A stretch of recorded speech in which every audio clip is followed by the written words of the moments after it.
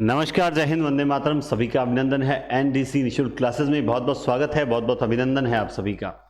तो अपनी जो क्लासेस चल रही थी वो काव्य शास्त्र पर चल रही थी। देखो कई बार क्या होता है कि अलंकारों में कुछ अलंकार ऐसा लगता है सर ने हिंदी नहीं बताई तो हमें समझ नहीं आ रहा होता। कई बार हम हिंदी जानकर भी नहीं बताते। हम चाहते हैं कि वो जब ऑप्शन के रूप में आए, यानी ऑब्जेक्टिव के रूप में जो प्रश्न आपके सामने आए, तब उसकी अच्छे से व्याख्या करें ताकि वो स्थायी हो जाए। और जैसे अब आज की क्लास जो होगी, आज की क्लास में जो अलंकार होंगे, जैसे पिछली क्लास में उदाहरण अलंकार को समझाते समय मैंने थोड़ा सा दृष्टांत में कंफ्यूज किया और बाद में क्लियर भी कर दिया था। मैंने कहा देखो ये उदाहरण के ही हैं, क्योंकि हम क्या कई बार ये जो नहीं लिखा हुआ होता है इसे पढ़ते नहीं है। तो ऐसा ना सोचें कि मतलब आपको कुछ गलत बताएंगे। जो बताएंगे वो एकदम सही बताएंगे और नोट्स आपको आप तक पहुंच चुके हैं। ठीक है, एक्स्ट्रा जो उदाहरण लिखाए जा रहे हैं वो आप लिख लोगे। और ये क्लासेस निश्चित रूप से अब असिस्टेंट प्रोफेसर के लेवल के अलंकार भी मैंने करवा दिए हैं। इसमें दो अलंकार और लगते हैं। एक तो लगता है वयण सगाई, जो सूर्यमन मिश्रण ने मतलब ज्यादा उपयोग किया है, उन्हीं के उदाहरण हम पढ़ेंगे, है ना। और एक लगता है अपनोति। तो ये दो अलंकार हैं। इनको कॉलेज लेक्चर के लिए मैं अलग से रिकॉर्ड करूंगा क्योंकि ये दोनों ही बड़े अलंकार हैं। इसमें काफी भेद भी हैं। इन दोनों को अलग अलग मैं रिकॉर्ड करूंगा, फिर अपलोड करूंगा। लेकिन आज स्कूल व्याख्याता और फर्स्ट ग्रेड को लेकर जो भी अलंकार वगैरह लगते हैं वो क्लियर हो जाएंगे। और आज की क्लास में बहुत शानदार तरीके से क्लियर होगा और आप ढंग से समझोगे भी। देखते हैं। सबसे पहले देखो होता है विभावना अलंकार। विभावना अलंकार क्या होता है कि जहां एक ही पढ़ते आए हैं आज तक हम, ये बस एक चीज क्या है कि जहां कारण के अभाव में भी कार्य हो जाए वहां विभावना अलंकार होता है। हम पढ़ते आए हैं कि जब बिन पद अरे वो हाँ बिनु पद चले सुने बिनु काना, कर विधि कर्म करे विधि नाना, है ना। कर बिनु कर्म करे विधि नाना। तो हम आज तक सुनते हैं कि बिना साबुन के हाथ धोए जा रहे हैं, बिना पानी के नहाया जा रहा है। कारण के बिना जब कार्य होता है वहां विभावना होता है। हमने आज तक इतना ही पढ़ा है ना। कार्य की संपन्नता का वर्णन किया गया हो तो विभावना अलंकार होता है। इसकी पहचान क्या है? बिन, बिना, बिनु, ये क्या है? इसकी पहचान है। ये क्या, जैसे हम जब मैं कॉलेज लेक्चरर का जो अपनोति अलंकार करवाऊंगा वहां पर आप लोग पढ़ोगे कि मतलब जैसे इसमें बिन आता है ना, वैसे ही उसमें आता है मिस, है ना। मिस समझते हो? मिस अंग्रेजी वाली मिस नहीं। मिस का मतलब होता है बहाना, है ना, कि भाई नहाने के बहाने वह जो है पीछा छुटा के चली गई। समझ रहे हो? इस तरह से मैं उदाहरण दे रहा हूं एक बार। नहाने, है ना, चांद ने मतलब क्या कहते हैं कि किसी की खूबसूरती की तारीफ करने के बहाने उसने कुछ और व्यंग्य कर दिया। इस प्रकार के वहां बार बार मिस शब्द आएगा। तो इस तरह के शब्द वाचक शब्द कहलाते हैं और वाचक शब्द बड़े सहयोगी होते हैं। तो आप देख सकते हैं कि निंदक नियरे राखिए आंगन कुटी छवाए, बिन पानी साबुन बिना निर्मल करे सुभाए, है ना। तो निंदक नीरे राखिए, आलोचक को हमेशा अपने क्या रखो? पास रखो, है ना। आंगन कुटी छवाए, उसकी कुटिया जो है वो अपने आंगन में ही उसकी कुटिया बनाए रखो, क्योंकि वो एक ऐसा व्यक्ति होता है जो बिना पानी और साबुन के ही हमारे स्वभाव को क्या कर देता है? निर्मल कर देता है। तो ऐसी जगह जहां कारण के बिना भी कार्य की उत्पत्ति होती है वहां क्या होता है? वहां विभावना अलंकार होता है। इसी तरह से कहा गया है कि बिनु पद चले, बिना पैरों के चल रहा है, सुने बिनु काना, बिना कानों के सुन रहा है, कर बिनु कर्म करे, और हाथों के बिना कार्य कर रहा है, विधि नाना, अनेक प्रकार के कार्य जो है वो कर रहा है। तो यहां ये बहुत बढ़िया उदाहरण है। ये तुलसीदास जी की पंक्तियां हैं, अगर पेपर में आ जाए तो भी याद रखिएगा। तो यहां पे बिना पद चले सुने बिनु काना, कर बिनु कर्म करे विधि नाना, है ना। निंदक नियरे राखिए आंगन कुटी छवाए, और बिन पानी साबुन बिना निर्मल करे सुभाए।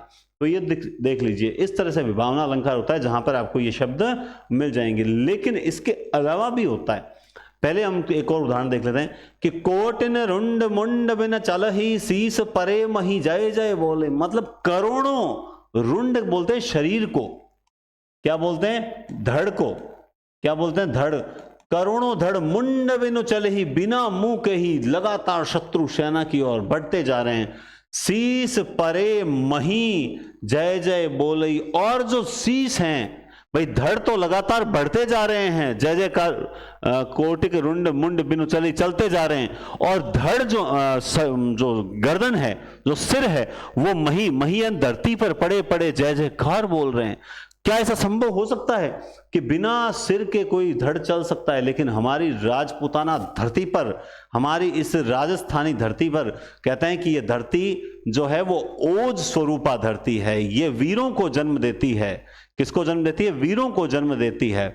यहां के न केवल सिंहों, जो अर्थात जो वीर पुरुषों को सिंह कहा गया है, कायर पुरुषों को, इस धरती पर ऐसे कुछ कायर पुरुष भी हुए हैं जिनको हम इतिहास के अंदर मतलब उनके मुंह पे कालिख पोतते हैं, लेकिन ये इतिहास गवाह है कि हमारे इस धरती पर महाराणा प्रताप, दुर्गादास राठौड़ भी, महाराज भोज, सूरजमल जाट, इसी तरह से पृथ्वीराज चौहान जैसे वीर भी पैदा हुए। और ऐसे वीरों के कारण ही ये जानी जाती है जिनका नाम लेते ही रोंगटे खड़े होने लग जाते हैं। लेकिन बेवकूफ आजकल मैं देखता हूं कुछ सोशल मीडिया पे, मैंने बताया ना पहले भी, मतलब वो लड़े थे, है ना, कि वो लड़े थे मतलब एक अपने मतलब एक धर्म को बचाने के लिए लड़े थे। उस वक्त कोई जात पात नहीं थी।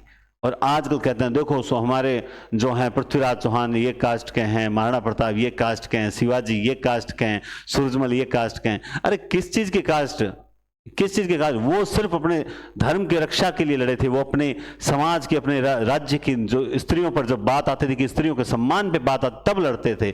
लेकिन आजकल बांटा जा रहा है। खैर, ये वो धरती है जहां पर कोटिक रुंड मुंड बिन चल ही, शीस परे मही जय जय बोल ही, जहां धड़ बिना सिर के ही चलते जाते हैं, शत्रु सेना की ओर बढ़ते जाते हैं, और जहां पर जो सिर हैं वो धरती पर पड़े पड़े भी मां भारती के जय जयकार बुलाते हैं, ये वो धरती है। तो ये यहां विभावना अलंकार है।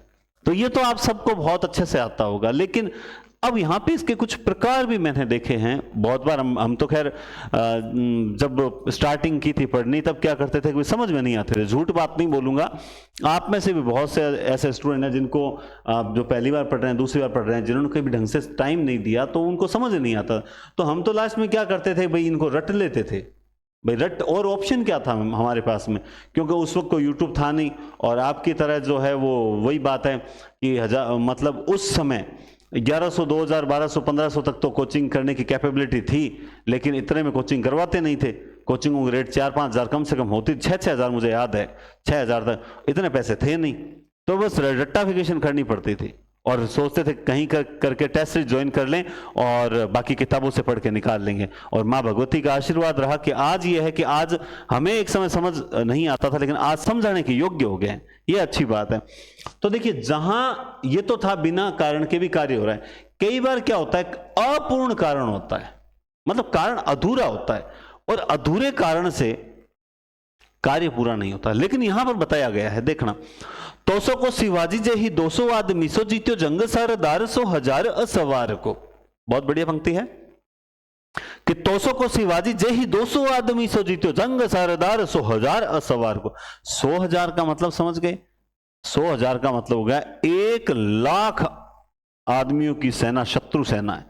1 लाख की शत्रु सेना पर वीर शिवाजी ने क्या किया, मात्र 200 वीर शिवाजी के मात्र 200 आदमियों ने क्या किया, 1 लाख शत्रु सेना को हरा दिया। अब हम एक प्रैक्टिकली बात करें तो ये अतिशयोक्ति अलंकार में भी चला जाता है कि इतना तो, ये तो बहुत लंबी, लेकिन एक एक उदाहरण में 2-2, 3-3 अलंकार भी होते हैं, इसमें कोई अतिशयोक्ति नहीं है। तो ये मतलब 200 आदमी से कोई कैसे 1 लाख आदमी को हरा सकता है? भाई एक सोचिए, कोई ये साउथ इंडियन मूवी थोड़ी है, साउथ इंडियन मूवी थोड़ी है, या जो वहां पर एक हीरो है वो 5-5 हजार को मार रहा है, वो फालतू बात है ना। हम सोचते हैं एक आदमी, अगर 10 आदमी हैं तो उन पर भी वो 10 उन पर भारी पड़ सकते हैं। ठीक है, ऐसे वीर बहुत कम हुए। हम शिवाजी को तो वीर मान सकते हैं, लेकिन 200 आदमियों से जीतना 1 लाख आदमियों, थोड़ा सा कारण अधूरा है। हाँ, 50% हो तब हम मान सकते हैं। तो खैर, अपने लॉजिक पे नहीं जाते हैं, अपने तो बात ये कर रहे हैं कि 200 आदमियों से 1 लाख आदमियों को जीतना थोड़ा सा मुश्किल कार्य है, थोड़ा सा मुश्किल कार्य है, यानी कारण अधूरा है, अधूरा कारण है। फिर भी दोस्तों कार्य पूरा हो गया कि वीर शिवाजी की क्या हो गई, जीत हो गई।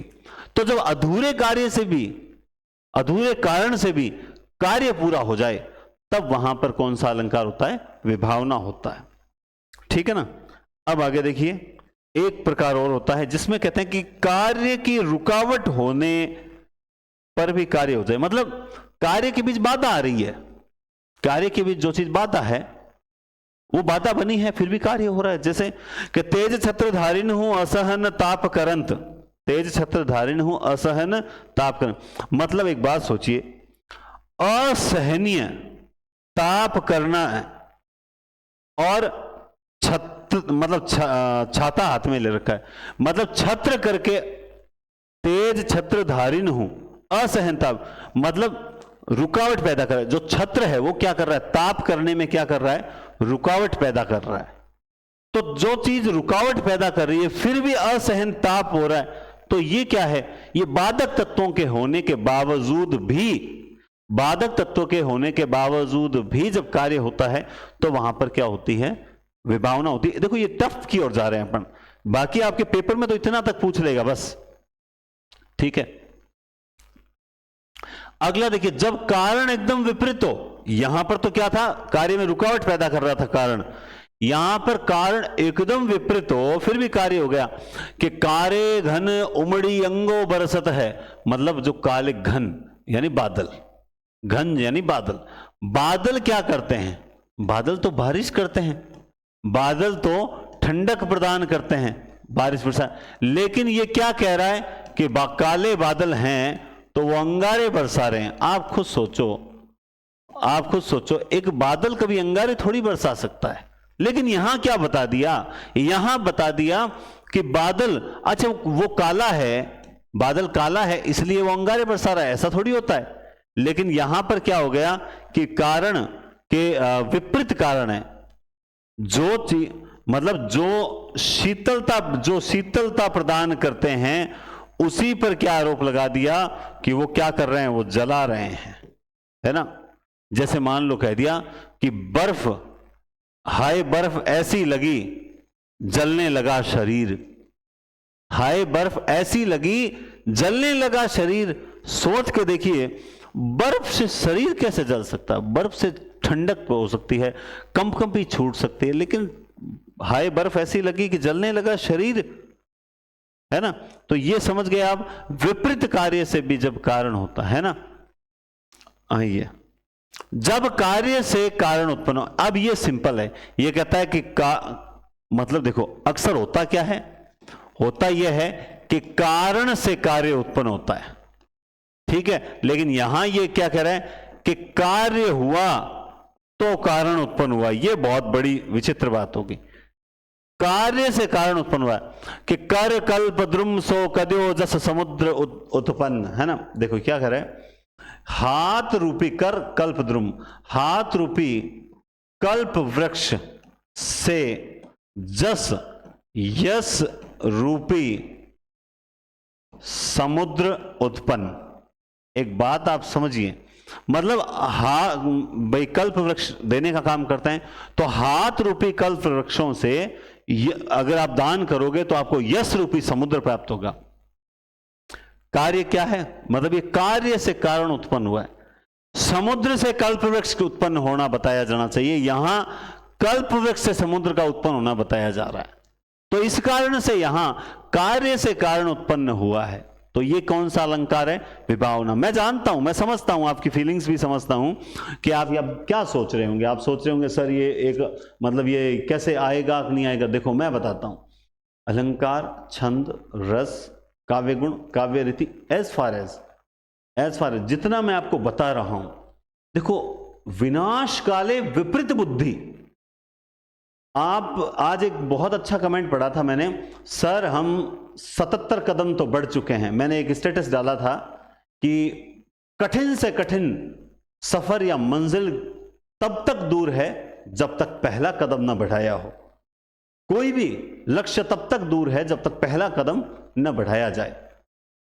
तब एक नीचे किसी स्टूडेंट ने कमेंट किया था, सर हम 77 कदम चल चुके हैं, आपका 200 प्लस कदम के वादा है, 77 कदम चल चुके हैं, तो मेरे मित्र आज 78वां कदम है, तुम बस बराबर चलते जाओ।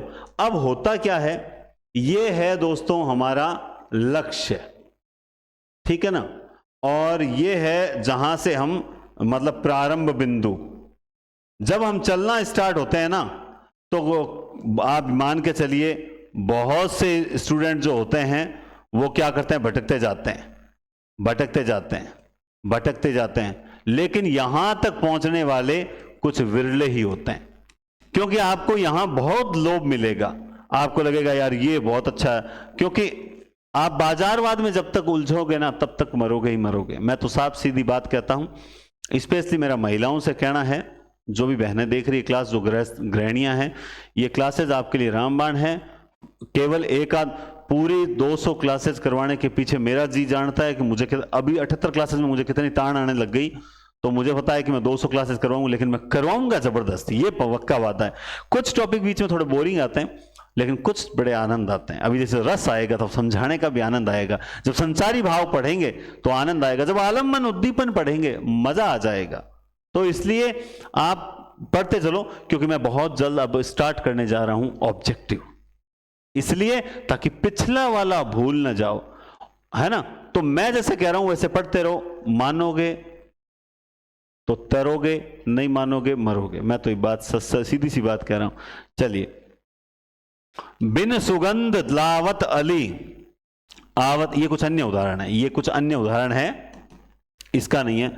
बिन सुगंध लावत अली आवत अंग सुबास, और बिना पान अधरान पे लालच लहत प्रकाश। ऐसे उदाहरणों में हिंदी देखने की जरूरत नहीं है, ये शब्द आ गया सीधा पूछ लेंगे, बिन या बिना विभावना अलंकार। आपसे ये नहीं पूछेंगे भाई इसमें कौन सी विभावना है, इसमें कार्य से कारण उत्पन्न है या विपरीत, ऐसा नहीं पूछेंगे, इतना टफ आपको नहीं पूछेंगे। तो ये हो गया आपका विभावना अलंकार।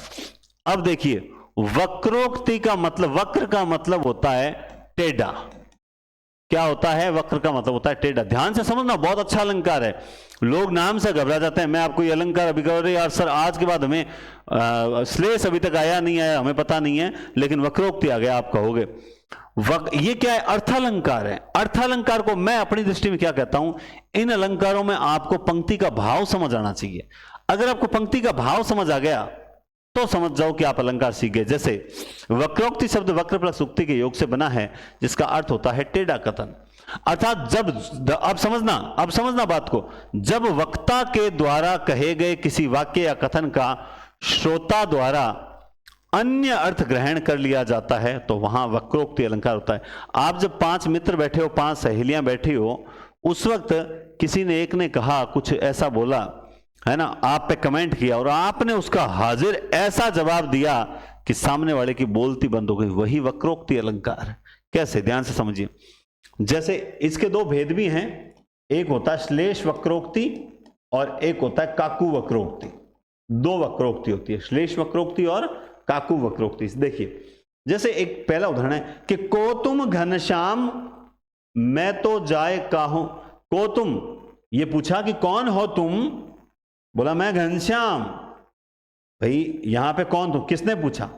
यहां राधा ने पूछा कौन हो तुम। घनश्याम ने कहा, कृष्ण ने कहा मैं घनश्याम हूं। राधा क्या कहती है? अब देखो, इसने कहा मैं घनश्याम हूं, राधा इसका अर्थ टेढ़ा अर्थ लेती है। क्या लेती है? कि घनश्याम है तो कहीं जाकर क्या करो, बारिश करो, यहां क्या लेने आए हो। ये देखिए, जब हम वक्ता द्वारा कहे गए कथन का टेढ़ा अर्थ लेकर उसको जवाब देते हैं, तब वहां वक्रोक्ति होता है ना। फिर ये क्या कहते हैं? चित्त चोर तेरा राधिके, हे राधा मैं तेरा चित्त चोर हूं, जिसने तेरी नींद चैन सब लूट ली है। धन कहां चोरी करो। राधा कहती है कि हाँ तो चित्त चोर हो तो क्या हो गया, यहां तो धन है नहीं, कहां चोरी करोगे। मतलब जानबूझ के टेढ़ा, जानबूझ। जैसे कई बार फोन आता है, कौन बोल रहा है? मैं बोल रहा हूं। मैं कौन? अरे मैं बोल रहा हूं। मैं, समझ रहे हो, जानबूझ के, हमें पता है कौन बोल रहा है। सेम ऐसा ही। जैसे एक और बताता हूं, देखो यहां पर क्या श्लेष वक्रोक्ति है। श्लेष कैसे? घनश्याम का अर्थ कृष्ण भी होता है और घनश्याम का अर्थ क्या होता है? काले बादल भी होता है। अब देखिए फिर श्लेष वक्रोक्ति का उदाहरण, ये साजा नूरजा का कुछ ऐसा है, संवाद है। एक कबूतर देख हाथ में, पूछा अपर कहां है, उसने कहा अपर कैसा, उड़ गया यह सपर है। यानी साजा ने एक कबूतर हाथ में देखकर कहा अपर कहां है, पूछा अपर कहां है।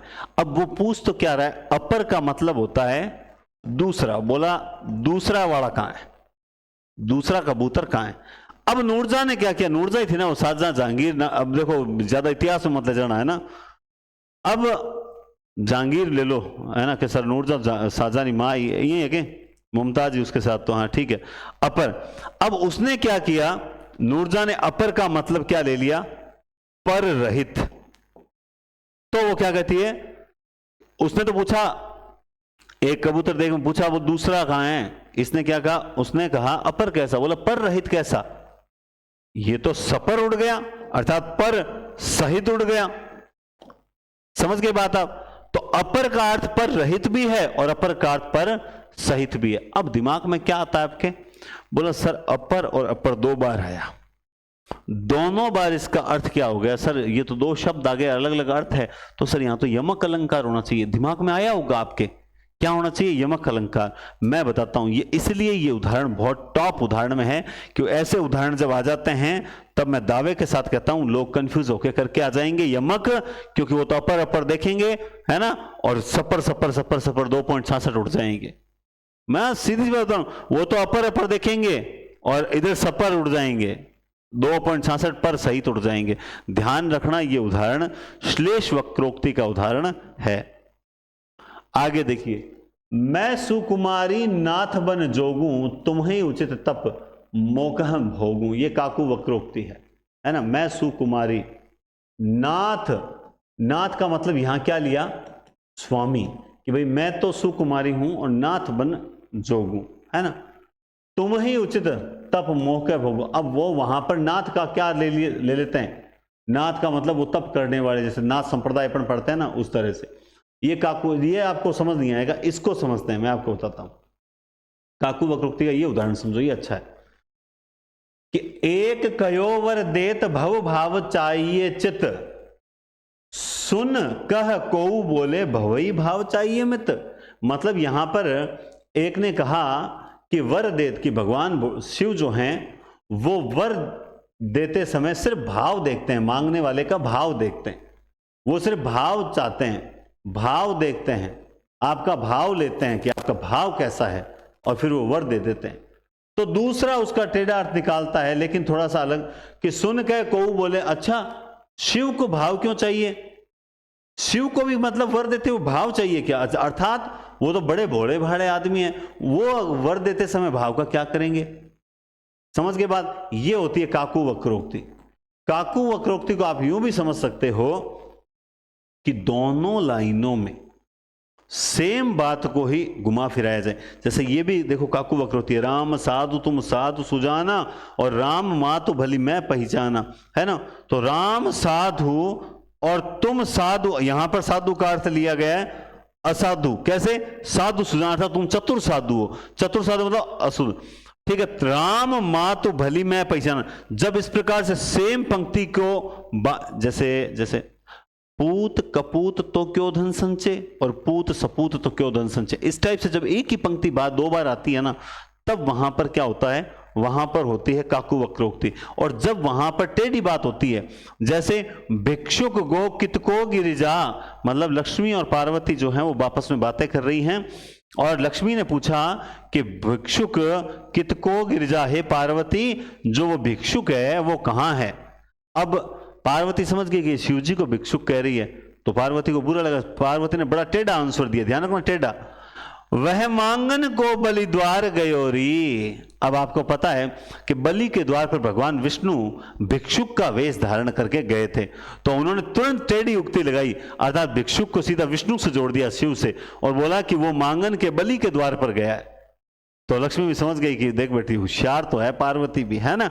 तो कुल मिला के माता पार्वती और माता लक्ष्मी का जो संवाद कथन है, इसको जिस कवि ने भी लिखा है बहुत सुंदर लिखा है, भिक्षुक गोकित को गिरिजा वह मांगन को बलिद्वार गयोरी।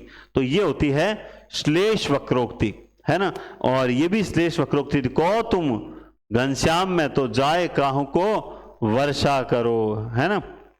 एक कबूतर देखा, हाथ में पूछा अपर कहाँ है, उसने कहा अपर कैसा उड़ गया सब। क्योंकि अभी तक मेरे जब ऑब्जेक्टिव आएंगे ना अलंकार के, तो ऑब्जेक्टिव के मान लो जैसे एक 50 क्वेश्चन का टेस्ट हुआ, एक 50 का 2 अलंकारों का टेस्ट होंगे। अब मैं जहां तक समझता हूं, आप ये सोचो कि उसमें से एज इट इज पंक्ति आपको पेपर में मिल जाएगी, बस मेरी क्लास है ध्यान से देख लेना, ठीक है। आइए अब बात करते हैं दृष्टांत। देखो दृष्टांत क्या होता है आप इसको यूं समझो, हमने उदाहरण अलंकार किया था। तो उदाहरण में क्या होता है, कुछ वाचक शब्द थे, ठीक है, वाचक शब्द थे, और एक सामान्य कथन के उदाहरण में विशेष कथन दिया जा रहा था। क्या दिया जा रहा था, यह बात समझ लेना। उदाहरण में सामान्य कथन के एवज में उदाहरण रूप में एक विशेष कथन दिया जा रहा था। दृष्टांत में क्या होता है, दृष्टांत में होता है या तो सामान्य के साथ वापस सामान्य ही दिया जाता है, और अगर ऊपर विशेष दे दिया तो नीचे वाला भी कैसा होता है, विशेष। ये दो बातें मैंने इस दृष्टांत में बहुत बढ़िया। प्लस इसमें आपको वाचक नहीं मिलेगा, इसमें आपको क्या नहीं मिलेगा, वाचक नहीं मिलेगा। दोनों कथनों में बिंब प्रतिबिंब का भाव होता है, अर्थात पहले एक बात का कहकर फिर उससे मिलती जुलती दूसरी बात कही जाए, वहां दृष्टांत अलंकार होता है, या उपमेय व उपमान में बिंबात्मक समानता बताई जाए, वहां होता है। तो दोनों ही सामान्य या दोनों ही विशेष कथन होते हैं, है ना। तो अब देखो उदाहरण करने से पहले एक बात और बताना चाहता हूं। देखो, मैं आपको लोगों का कल भी टेलीग्राम पे आपने देखा होगा कि मैंने जब हिंदी की क्लासेस स्टार्ट की तो पहले तो स्टार्टिंग में कईयों ने सोचा कि ये 2 4 5 क्लास करवा के और बंद कर देगा, बाद में पेड कोर्स के लिए पेड कोर्स बेचेंगे, ये वगैरह करेंगे, इस तरह की हरकत दिमाग में आई होगी किसी के, आई है, मुझे तो पता है, खैर ठीक है। लेकिन जब मैं लगातार बढ़ता गया, 50 55 72 क्लास तक गई, तब उनको लगा कि ये तो कुछ और करने जा रहा है, नंबर एक बात। दूसरी बात ये कि इस बार जब स्टूडेंट मुझे खुद बोल रहे हैं कि सर पेड कोर्स सर है क्या आपका, सर ऐप में नहीं है क्या कोर्स, कईयों की मानसिकता ऐसी हो चुकी है कि वो सिर्फ पेड कोर्स ही लें। वो बोलते उनको ऐसा लगने लग गया है कि ऐप में ही टीचर अच्छा पढ़ाता है, निःशुल्क टीचर अच्छा नहीं पढ़ाता। और होता भी यही था, क्योंकि इसीलिए क्या है कि मतलब यूट्यूब पे जैसा जिसको मिलता वो ले रहा था। लेकिन अब की बार मैंने ये पेड कोर्स, हाँ ठीक है, इस बार मैंने थोड़ा तरीका बदल दिया कि एक ही क्लास में सारा अच्छा मैटर नहीं डाला। अच्छा का मतलब ये अच्छा ही है, मतलब सारा एक साथ नहीं डाला। मैंने कुछ स्पेशल क्लासेस और रोक रखी है, वो भी मैं करवाऊंगा। वो सिर्फ उन्हीं को फायदा मिलेगा जिन्होंने मेरा कहना माना है। अब चाहे आप हो चाहे कोई भी हो, बिल्कुल क्या, देखो मैं गधे और घोड़ों को एक साथ नहीं तोला जाता है जिंदगी में, याद रखना इस बात को। एक क्लास में जब स्टूडेंट होते हैं ना, तो सब स्टूडेंट समान नहीं होते हैं, कुछ विशेष स्टूडेंट होते हैं। कैसे होते हैं, वो अपने कर्म और धर्म से होते हैं, वो लगातार स्कूल के प्रति समर्पित भाव रखते हैं, टीचर के प्रति आदर भाव रखते हैं। तो सब जो कहना मानने वाले हैं उनको बेस्ट मिलेगा। तुम्हें भरोसा है तो मैं तुम्हें बेस्ट दूंगा, धीरज रखो। तो वो बात है कि अगर मान लो पेड की बात करें कि पेड, तो सीधी सी बात है, तो मैं पेड अगर मान लो दे भी देता, ठीक है, 150 स्टूडेंट जुड़ भी जाते हैं, ठीक है, 2 3 4 5 लाख जितने भी हो जाते हैं। लेकिन मैंने इस बार कहा कि एक बार एक कोर्स में पूरा निःशुल्क करवाऊंगा ही करवाऊंगा। ये तो मेरी निःशुल्क एक पूरा कोर्स लगा के छोड़ूंगा, ताकि जरूरतमंद अभ्यर्थी को ये कोर्स मिलता रहे। हाँ ठीक है, मुझे जो लागत चार्ज चाहिए वो आपके टेस्ट सीरीज परचेज करने से मिल जाता है, जिससे मैं आपको अच्छी क्लासेस दे सकता हूँ। और जहाँ यहाँ पे टाइपिंग करते हैं, ये पैम्पलेट बनाते हैं, पीपीटी तैयार करते हैं, उनको भी तो देना पड़ता है, तो मिल जाता है। तो आप कभी भ्रमित न हो, ये क्लासेस अच्छी हैं और फायदा मिलेगा। इसी तरह से जीके में भी अड़चन डाली जा रही है, जानबूझ के कमेंट उल्टे किए जाते हैं, मैडम को डिमोटिवेट करने का प्रयास किया जा रहा है, लेकिन हार उनको मानने नहीं देंगे। बस ये है, आप लोग साथ जुड़े रहना। और दूसरा, एक अब जो टेस्ट होना उसमें ज़्यादा से ज़्यादा संख्या में, जिस दिन आदिकाल का पहला टेस्ट हो उस दिन ज़्यादा से ज़्यादा संख्या में आप लोग जो हैं वो लाइव रहोगे। देखो फिर आप कहोगे सर हम रात को देखते हैं, दिन को देखते हैं, ये ऐसी बात नहीं है। आप अगर थोड़ी बहुत अगर मैनेज नहीं कर सकते तो फिर लास्ट में फिर आप चाहे नाराज़ हो चाहे कुछ भी हो, फिर हमें स्ट्रिक्ट एक्शन लेना पड़ेगा। तो मैं अब ऑब्जेक्टिव करवाऊँगा, उस दिन मुझे आपकी संख्या पूरी चाहिए, ठीक है। बाकी ये मेरी क्लासेस का फिक्स टाइम रहेगा 9 बजे। चलिए, तो दोनों सामान्य या दोनों विशेष कथन होते हैं, जैसे करत करत अभ्यास ते जड़मति होत सुजान। अब यहां कोई वाचक शब्द नहीं है। करत करत अभ्यास ते जड़मति होत सुजान, रसरी आवत जात ते सिल पर पड़त निशान। तो एक बात को सामान्य बात को समझाने के लिए एक सामान्य दूसरी बात कही, जिससे इस बात की मजबूती। करत करत अभ्यास ते जड़मति होत सुजान और रसरी आवत जात ते सिल पर पड़त निशान। तो ये क्या है, दृष्टांत ध्यान से समझना। कण कण जोड़े मन जुड़े, बिल्कुल सही बात है। खावत निबरे सोए, कण कण जोड़ने से मन जुड़ जाता है और खाते हुए एक दिन सब खूट जाता है। नीचे सेम उदाहरण, बूंद बूंद ते घट घट भरे टपकत रीतो, सेम बात को समझाया है एक दृष्टांत उदाहरण। जैसा दोनों को देखकर ऐसा लगता है कि यार ये तो एक ही बात के, मतलब एक ही भाव के दो अलग अलग तरीके हैं, एक ही भाव के लिए दो अलग अलग शब्दों का प्रयोग किया गया है। कसेव औरंग ही जीती सके और न राजा राव, हत्थी मत पर सिंह बिनु आन न घाले गाव। अब क्या बात कही है कि शिव औरंग ही जीती सके, शिवाजी ही औरंगजेब को जीत सकता है, और न राजा राव, दूसरा कोई राजा शिवाजी औरंगजेब को नहीं हरा सकता शिवाजी के अलावा, है ना।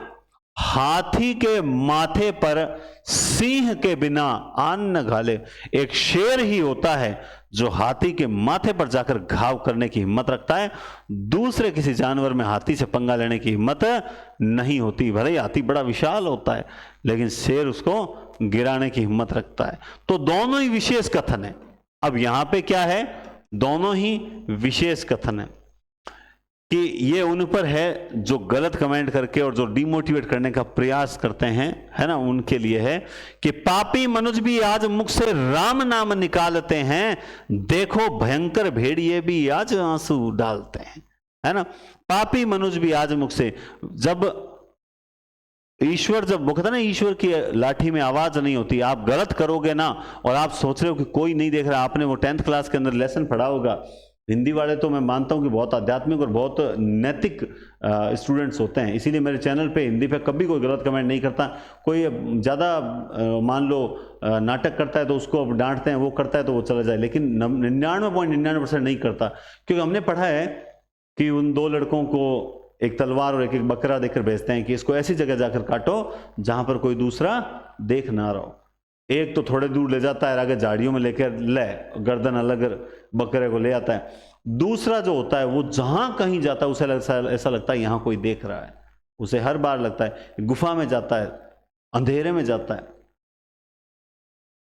लग रहा है बकरा देख रहा है, बकरे की आंखों के आगे पट्टी बांध देता है, फिर गुफा में जब काटने लगता है तब सोचता है कि और कोई देखे ना देखे, मैं तो देख ही रहा हूं, खुद की आंखों पे पट्टी बांध ली, अब काटने लगा, बोला और कोई देखे ना देखे, ऊपर वाला तो देख ही रहा है। बस यही बात है, आप गलत कर रहे हो तो निश्चित रूप से आपके साथ अहित ही होगा, ये मान के चलो। इसीलिए किसी के साथ गलत मत करो।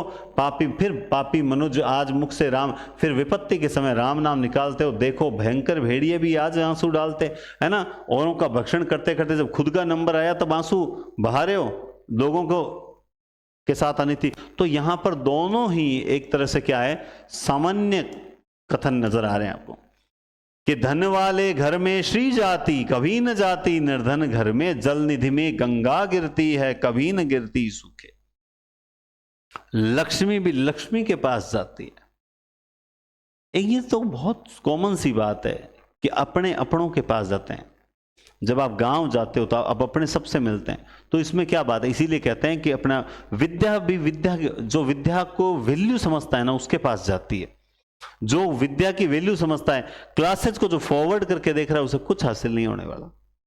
याद रखे, धन वाले घर में श्री जाती, गरीब के घर लक्ष्मी जाती नहीं, क्योंकि उसे कदर ही नहीं है। सबसे बड़ी बात है उसे कदर ही नहीं है, ये मान के चलो। अगर, और जिसके कदर होती है वो गरीब कभी रहता ही नहीं, वो बहुत जल्दी ऊंचा उठता है। जल निधि में, समुद्र में जाकर गंगा गिरती है, कभी किसी सूखे तालाब के अंदर जाकर गंगा नहीं गिरती है। क्यों? क्योंकि जो महान स्थान, सॉरी, महान वस्तु होती है, जो महानता के सूचक हैं, वो हर जगह पर, मतलब विद्या हो, गंगा हो, लक्ष्मी हो, ये सारी चीजें जो महान हैं, और इसीलिए ऐसी वैसी जगह पर ये नहीं जाती, ये वहीं जाती है जहां इनकी वैल्यू की जाती है। इसीलिए विद्या, मानुष जन्म दुर्लभ अहे होई न दूजी बार, ये मनुष्य जन्म दुर्लभ है, दूसरी बार नहीं मिलेगा। 84 लाख योनियों से भटकते हुए आना पड़ता है, हमारे धर्म, हमारे संस्कार कहते हैं। और मानो तो मां गंगा, न मानो तो बहता पानी, ऐसा है और ये वास्तव में है। ठीक है, हमारे अंदर आज जहरीला ज्ञान भर दिया गया है कि हम अध्यात्म से इतने दूर हो गए हैं कि हमें सिर्फ छुआछूत, जाति प्रथा ही दिखाई देती है। जबकि हमारे हिंदी साहित्य के विद्यार्थियों, मैं हमेशा बोलता हूँ, सांडिल्य से वल्लभाचार्य, रामानुजाचार्य, वहां से लेकर आप पढ़ते जाओ, हमेशा नाथों से, सिद्धों से, सब ने जाति प्रथा जो है वो मतलब छुआछूत के खिलाफ आवाज उठाई है, लेकिन हमें यही सिखाया गया कि नहीं नहीं इन्होंने आवाज नहीं उठाई, हमारे साथ अत्याचार किया। नहीं, एक वर्ग था वो आज भी कर रहा है गलत कार्य, और एक वर्ग है जो आज भी सुधार करने का प्रयास कर रहा है। तो इसलिए ये बाकी सब छोड़ो, ये नीतिपरक बात है कि मनुष्य जन्म दुर्लभ रूप से प्राप्त होता है, ये दूसरी बार नहीं मिलता। जिस प्रकार पका फल जो गिर पड़ा बहुरी न लागे डार, एक बार अगर पक्कर फल नीचे गिर गया वो फल वापस नहीं लगेगा, वहां पर पका हुआ फल वापस नहीं लगता है। दोनों ही बड़े शानदार कथन है, ये दोनों ही क्या है।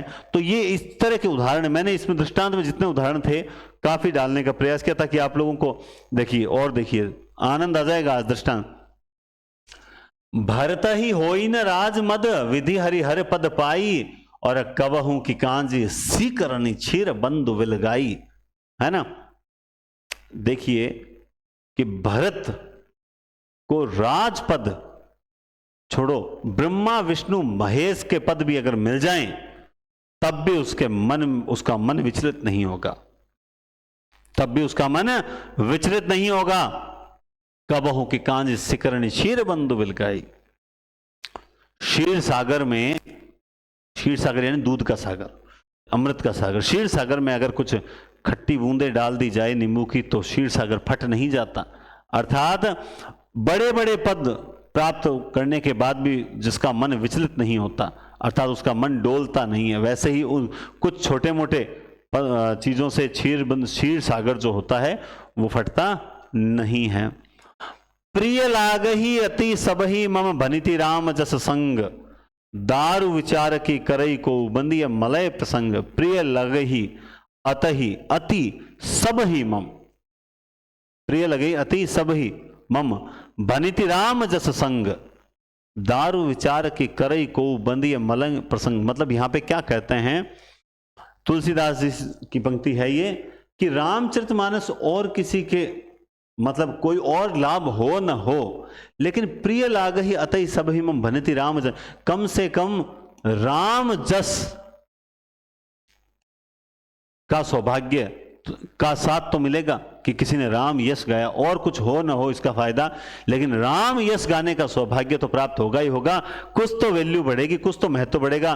दारु विचार की करई को बंदी मलय प्रसंग, अगर जो मलय पर्वत है जहां पर चंदन, अगर मलय पर्वत का कोई टुकड़ा भी है तो उसमें भी उसकी संगति में रहने के कारण उसकी वैल्यू भी चंदन के समान हो जाती है। उसी प्रकार से राम यश गाते गाते संग में रहते रहते उसकी वैल्यू अपने आप बढ़ जाएगी। एक मयान में दो तलवारें कभी न रह सकती है, और किसी और पर प्रेम नारियां पति का क्या सह सकती है। बिल्कुल दो तलवारें एक साथ नहीं रह सकती, और कोई भी स्त्री हो अपने पति अपने पति के जीवन में अपनी जगह या अपने स्थान पर किसी दूसरे का होना बर्दाश्त नहीं कर सकती। ये उदाहरण सिर्फ और सिर्फ भारतीय संस्कृति पर है। किस संस्कृति पर है? भारतीय संस्कृति पर है। इसीलिए मेरी बहनों से एक ही अनुरोध है कि भारतीय संस्कृति लगातार बिगड़ती जा रही है, भारतीय संस्कृति को बचाने का प्रयास करें। हम हिंदी के अभ्यर्थी हैं, और कोई करे न करे, हम हिंदी के हैं। मैं तो ये जानता हूँ अच्छे सब्जेक्ट, देखो मानो तो सब्जेक्ट कोई मायने नहीं रखता। गणित वाले भी जो हैं अज्ञे जो थे, सचिदानंद हीरानंद वात्स्यायन अज्ञे साइंस के विद्यार्थी थे और हिंदी में आ जाते हैं, ऐसे बहुत से उदाहरण हैं। लेकिन मैं कम से कम बोल रहा हूँ कि कम से कम हम तो हिंदी क्या ना, हमें तो समझना चाहिए। हम तो इतनी नीतिपरक बातें पढ़ते हैं, हमें बच्चों को आधुनिकता से दूर रखना चाहिए और हर चीज पे ध्यान देना चाहिए। उनकी सोच, उनके संस्कार, है ना, वो क्या पढ़ रहे हैं, क्या देख रहे हैं, मोबाइल, इन चीजों पे ध्यान देना चाहिए, वरना इसके परिणाम बड़े भयंकर होंगे जो शायद हम सह भी नहीं पाएंगे। इस बात को दिमाग में बिठाएं। चलिए, एक मयान में दो तलवारें कभी न रह सकती है, किसी और पर प्रेम नारियां पति का क्या सह सकती।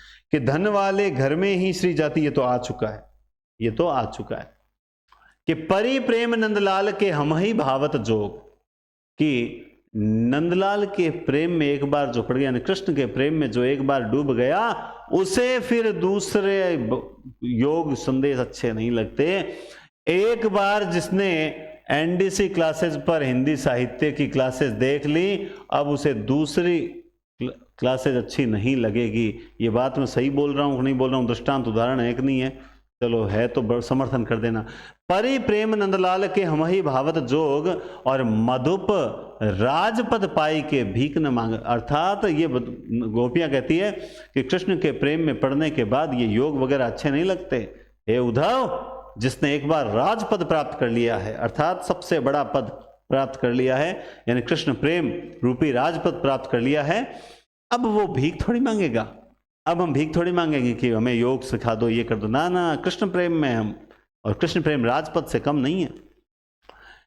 एक राज्य न हो बहुत से हो, जहां राष्ट्र का बिल बिखर जाता है वहां, और बहुत तारे थे अंधेरा कब मिटा, सूर्य का आना सुना जब तक मिटा। मतलब जब एक राज्य नहीं होता, अनेक राज्य होते हैं, तो सब कुछ बिखर कर रह जाता है। जिस प्रकार आदिकाल में हम पढ़ते हैं, पृथ्वीराज रासों में ये चीज पढ़ते हैं कि उस वक्त सारे राजपूत राज्य जो थे वो अपने राज्य को ही अपना देश समझते थे। एक राष्ट्र की भावना उनमें नहीं थी, संकुचित राष्ट्रता की भावना थी। फिर आगे कहते हैं कि बहुत से तारे मिलकर भी रात को अंधेरा नहीं मिटा सकते, एक सूर्य का आना सुना जब तक मिटा। एक सूर्य जब आता है, अर्थात वो एकजुट करता है सबको, यानी वो तारों को क्या कर लिया, उसने एकजुट कर लिया, और फिर वो क्या हुआ, वो राष्ट्र की कल्पना करते हैं, एक राष्ट्र की कल्पना करते हैं। तो ये इस प्रकार के जो उदाहरण होते हैं, एक बात की दूसरी बात समर्थन करती है, और सामान्य का सामान्य से विशेष का विशेष समर्थन होता है, तब जाकर वहां क्या होता है, वहां तब जाकर होता है दोस्तों, क्या होता है तब जाकर वहां दृष्टांत अलंकार होता है। और अगर वो वाचक शब्द आ जाते हैं ना, तब या तो वहां निदर्शन अलंकार होता है या वहां उदाहरण अलंकार होता है। निदर्शन अपने सिलेबस में नहीं है, लेकिन मुझे पता है, तो या तो वहां निदर्शन होता है या फिर वहां पे उदाहरण अलंकार होता है। ठीक है, तो ये आपके सेकंड ग्रेड फर्स्ट ग्रेड के तो उदाहरण मैंने आप बता दिए, लेकिन बीच में एक थोड़ा सा एक चीज और देखो, ये दोनों ही ट्रेंडिंग, और यूं मान सकते हो कि मेरी ड्रीम टेस्ट सीरीज है। मैं ऐसी टेस्ट सीरीज तैयार करना चाहता था। आज इस टेस्ट सीरीज पर 100 टॉपिक वाइज टेस्ट में, आज राज्यपाल टॉपिक जब तैयार हुआ तो मैंने इसका टेस्ट अपलोड कर दिया है, और इस टेस्ट सीरीज में जो है वो अब तक 9 टेस्ट अपलोड हो चुके हैं और कंटिन्यू टेस्ट चल रहे हैं। इसमें भी 100 प्लस टेस्ट हैं और इसमें भी 100 प्लस टेस्ट हैं। ठीक है ना। अब इसमें देखो क्लासेज एवं पीपीटी नोट्स आपको पीपीटी के रूप में मिलेंगे, और परीक्षा के बाद देखेंगे कि भाई अगर आपको हमें लगा, महसूस हुआ, क्योंकि हमने कमिटमेंट नहीं किया, कमिटमेंट है कि लगा तो हो सकता है आपको पीडीएफ के रूप में नोट्स देने का प्रयास करेंगे, लेकिन फिलहाल एक बार पीपीटी नोट्स आपको लिखना है जब तक एग्जाम वैकेंसी नहीं आ जाती तब तक। ठीक है। दूसरा, ये आप चाहे आरएस कर रहे हो, चाहे असिस्टेंट प्रोफेसर कर रहे हो, सभी शिक्षक भर्ती हो, पटवारी, ग्राम सेवक, एलडीसी, आप और आपके आसपास के जितने भी भाई बहन बंधु, सबको ये इस टेस्ट सीरीज के लिए सजेस्ट करो। जीके मैडम बहुत अच्छा करवाएंगे। सबसे बड़ी बात है, देखो एक बात सोचो, पहले मैडम हर क्लास के बाद क्या कर लेती है, आपको टेस्ट ले लेती है, तो एक टेस्ट तो वहां हो गया, फिर वो एक टेस्ट और बनाते हैं जो आपको क्या ले लेते हैं, आपका यूट्यूब पे ले लेंगे, है ना। तो वो दूसरा टेस्ट कहां हो गया, यूट्यूब पे। और तीसरा जो मेजर टेस्ट होगा, मेजर टेस्ट जो लगभग मान लो 70 से 100 प्रश्न का होता है, वो आपका कहां हो जाएगा, वो हिंदी पॉइंट एप्लीकेशन पर हो जाएगा। ठीक है ना, हिंदी पॉइंट एप्लीकेशन पर हो जाएगा। तो कुल मिला के आपको नोट्स वगैरह भी मिल जाएंगे। दूसरा, अभी वैकेंसी नहीं है, तब तक इसका जो मूल्य है वो है, उसके बाद इसका मूल्य जो है इससे 50% जो है बढ़ जाएगा, तो आप बाद में लोगे उसका नुकसान ही होगा। जबकि जैसे जिन्होंने ये मानी, अब इसमें मान लो चाहे आप स्कूल व्याख्याता की तैयारी कर रहे हो, सेकंड ग्रेड की कर रहे हो, नेट सेट की कर रहे हो, केवीएस, एनवीएस, डीएसएसबी, किसी की भी तैयारी कर रहे हो, ये बेस्ट है। और इसमें मैंने आपको बता दिया 20 क्लास आपको और मिल जाएगी, जो यहाँ ऑफलाइन क्लास की रिकॉर्डिंग होगी ना, जो ऑफलाइन क्लास की रिकॉर्डिंग होगी, जहां पर मैं 4 घंटे में पूरा आदिकाल एक साथ करवाऊंगा, भक्ति काल में सगुण धारा एक साथ, निर्गुण एक साथ, रीतिबद्ध एक साथ, रीति मुक्त, रीति सिद्ध एक साथ, फिर आधुनिक भारतीय, तो इस तरह करके 20 क्लासेज, कुछ बीच में उसमें काव्य शास्त्र, साहित्य, 2 पार्ट के, वो सारी आपको क्या मिल जाएगी, यहां पर मिल जाएगी। तो कहने का मतलब ये सबसे बेस्ट है, और ये दोनों अच्छी टेस्ट सीरीज हैं। इसके बाद आपको फालतू पैसा नहीं खर्चना पड़ेगा, वरना क्या होता है कि सर काव्य शास्त्र की, ये लो काव्य शास्त्र की इतने रुपए की, साहित्य की इतने रुपए की, व्याकरण की इतने रुपए की, स्नातकोत्तर पाठ की इतने रुपए की, फिर एक मान लो पाठ और कर शिक्षण विधियों की इतने रुपए की। यार घूम फिर के वहीं आ गए। लेकिन फिर भी कुछ स्टूडेंट जो हैं वो इस चीज को समझते नहीं है, तो फालतू उनको समझाने से मतलब नहीं है। लेकिन जो रेगुलर ले रहे हैं, मैं कह रहा हूं इन दोनों का मूल्य बढ़े। अभी तक नहीं बढ़ा है, क्योंकि राखी तक तो मैं नहीं बढ़ाऊंगा, ये मेरा वादा है। राखी के बाद इसका मूल्य बढ़ जाएगा, तो इसलिए आप वेट ना करें, इन दोनों टेस्ट सीरीज को लें, क्योंकि आपके आगे सेकंड ग्रेड फर्स्ट ग्रेड में आपके बहुत वैल्यूएबल साबित होने वाली है। जितना कमिटमेंट है उससे अच्छा मिलने वाला है, बस बाकी क्या मिलने वाला है कमिटमेंट हम नहीं करेंगे। अब भी नीचे डिस्क्रिप्शन में जाएं, हिंदी पॉइंट डाउनलोड करें और वीडियो को लाइक करें, शेयर करें और सपोर्ट करें, क्योंकि अभी कुछ दिनों तक तो विशेष आपके सपोर्ट की आवश्यकता बनी रहेगी। और आप नहीं करोगे तो याद रखना पैर काटने में दुनिया लगी हुई है। हाँ, आप सोचो, मेरे चेहरे पे भी देख सकते हो कि टेंशन तो है। क्यों? क्योंकि फालतू काम नहीं करने दे रहे, बीच में व्यवधान डाले, लेकिन उन्हें यह नहीं पता है ये वो टेंशन नहीं है, ये थोड़ा सा काम का प्रेशर है। हार मानने वालों से नहीं है, सार्वजनिक मंच पे कह रहा हूं, क्योंकि जो हार गया उसकी वैल्यू नहीं होती, इसलिए हार तो हम मानेंगे ही नहीं। 200 क्लास बोला है, 200 प्लस क्लास में आपको पूरा कोर्स निःशुल्क मिलेगा। और जीके में जो अब चल पड़ी है जो रथ, विजयी रथ जो चल पड़ा है, वो पूरे राजस्थान जीके करवाने के बाद ही रुकेगा। ये मेरा वादा है आपसे। बहुत बहुत धन्यवाद। Take care. शुभ दिन, शुभ रात्रि है वैसे 9 बजे।